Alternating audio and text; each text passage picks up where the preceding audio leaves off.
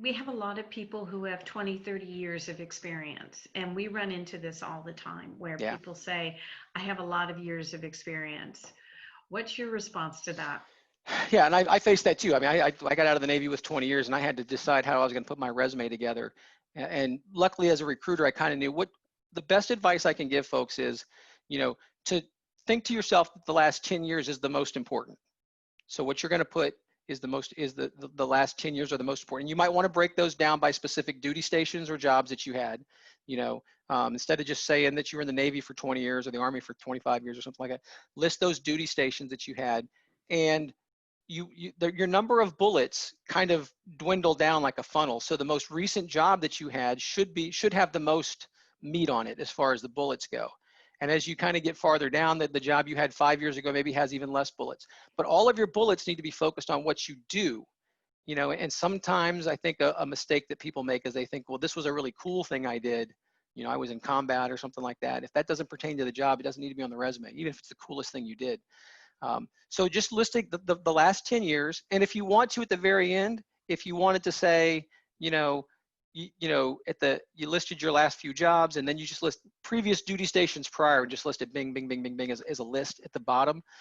You can do that if you want to, but just know that the meat of your resume is the top.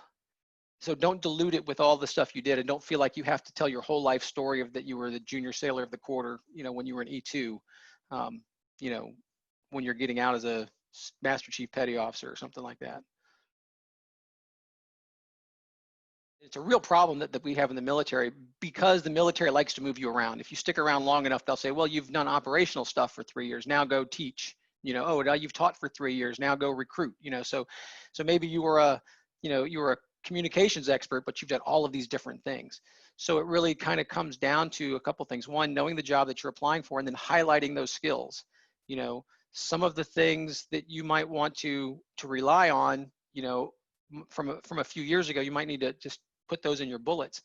But it also, you know, a smart transition involves knowing when to kind of pull the cord and get out of the military. And the job that you had the last is the most, you know, relevant job for your future, like it or not.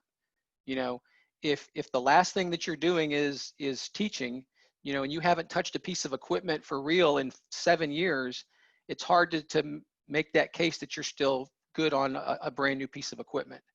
So when you've got that varied background, you do have to look at what you've done recently and just know that that's, you know, you're kind of that's your strongest suit.